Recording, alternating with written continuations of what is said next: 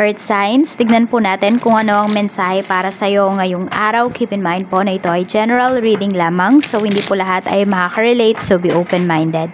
Sa mga hindi pa po nakasubscribe dito sa ating channel, please subscribe na po kayo and palike na din po ng ating video. At sa mga nais pong mag-avail ng ating private readings, Lucky Stones and Amulet, makikita nyo po yung link sa description box below. Tarot Intentions by Aliana Reyes. Tignan natin kung ano po ang mensahe, Spirit Guide. Okay, mensahe po natin. Kuha lang tayo dito ng isang card. We have Angel. Tap into your higher wisdom. So, huwag nyo pong ibablock yung inyong intuition ngayon. Tignan natin.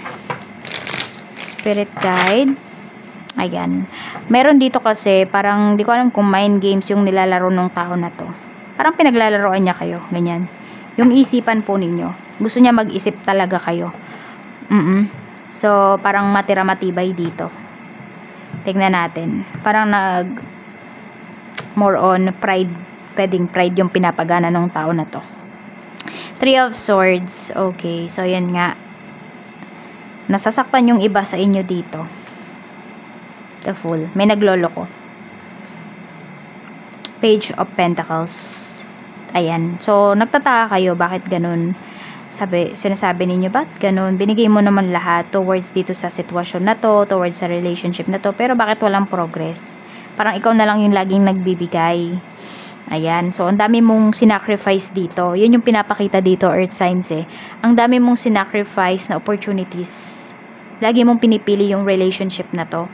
Ito po ay pwedeng love life nyo, pwedeng sa family ninyo, pwedeng friendship.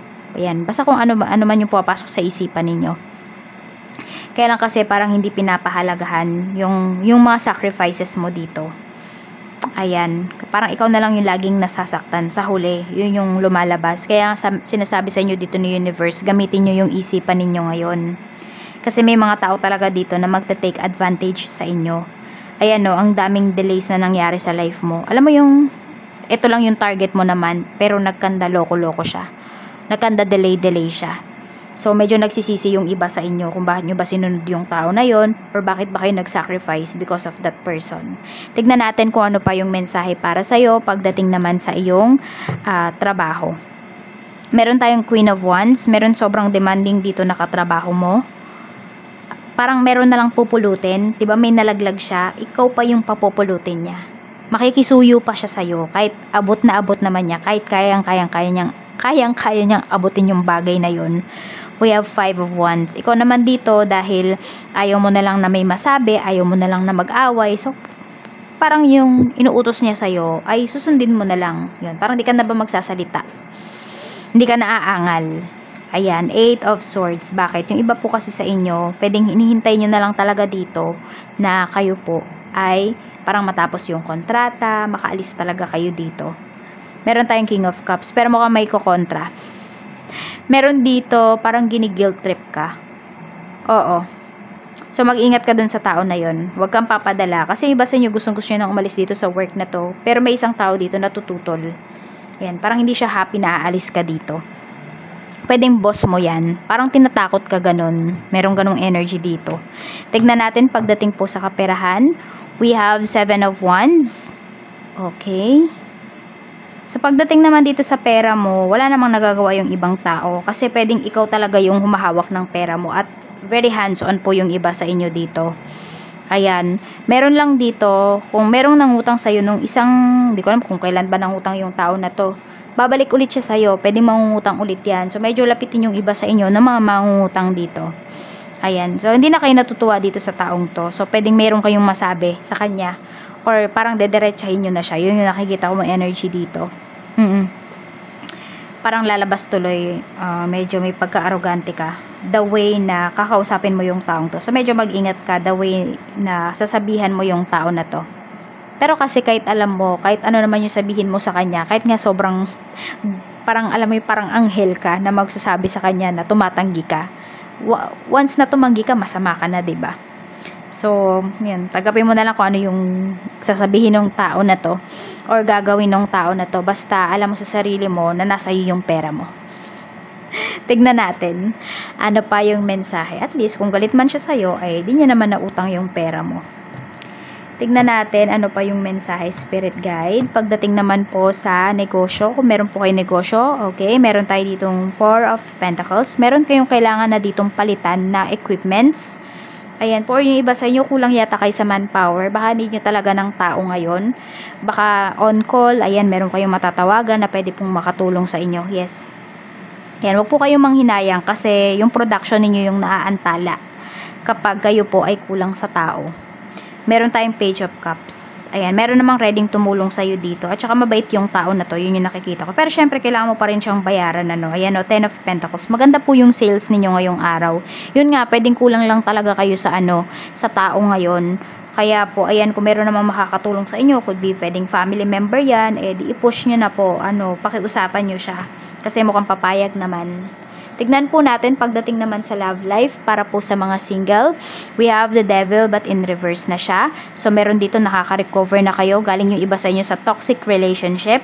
Ayan po, or pwedeng yung iba sa inyo. Earth signs is toxic yung family life ninyo.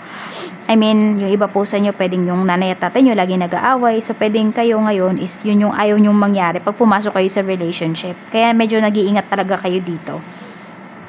Sa mga in a relationship naman po, meron tayo ditong disappointments. Okay.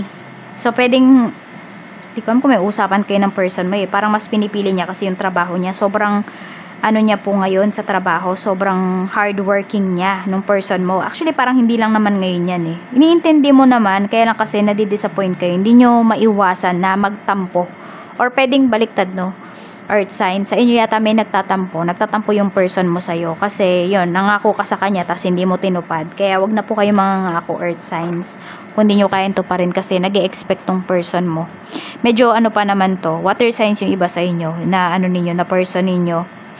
Marami dito, kaya yon, pwedeng matatampuin. I mean, hindi naman siguro talaga water signs, pero meron siyang water sign sa kanyang big 3. Tignan natin, pagdating sa mga mag-asawa, we have 4 of Cups. Meron tayo ditong 10 of Swords. Okay, meron dito nasa parang alanganin na yung relasyon po ninyo. Okay, so ang dami ding disappointments pagdating dito. Hindi ko alam kung meron ng hiwalay dito or papunta na po dyan yung inyong relasyon. Very unrealistic kasi yung mga sinasabi sa'yo ng person mo, ng asawa mo. Parang lagi lang siya nangangako pero wala namang pagkilos, walang pagbabago. So, parang alam mo yun, naiinip ka na, kailan ba siya magbabago? Or natatanong mo yung sarili mo, siguro, ay nasasabi mo pala sa sarili mo, siguro hindi na talaga siya magbabago. So, disappointed talaga kayo dito.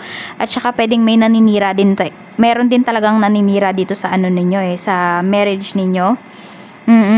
Ang masakit lang sa'yo kasi parang doon naniniwala yung asawa mo. Yun lang. Parang, alam mo yung, parang wala kayong pinagsamahan kung maniwala siya dun sa ibang tao. Kaya nalulungkot talaga yung iba sa inyo. So, tignan po natin ano pa yung mensahe. Spirit guide, ano po yung mensahe natin? Sabi nga, hindi naman lahat ng tao ngayon is masaya yung holidays nila o yung Pasko, yung New Year nila.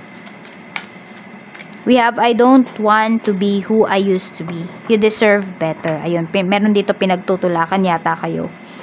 Kasi sinasabi nung taong to, hindi nyo daw siya deserve kasi, you know, toxic siya sa inyo. Tignan natin. Open heart, receptive, empathy, vulnerable. So, naaawa kayo sa taong to.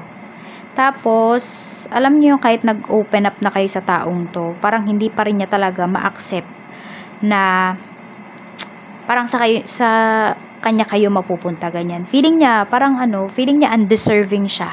Yun yung nararamdaman niya. Kahit gustong-gusto naman niya is gustong-gusto niyang mahalin ka, gustong-gusto niyang may magmahal sa kanya.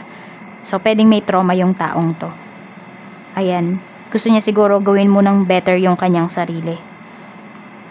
So, yun nga, sinasabi ni Universe. Kasi kung kayo ay magsasama ngayon, pagpipilitan po ninyo, is mahirapan talaga kayo. Kaya nga, diba, tap into your higher wisdom. Kaya gamitin nyo po yung isipan nyo ngayon.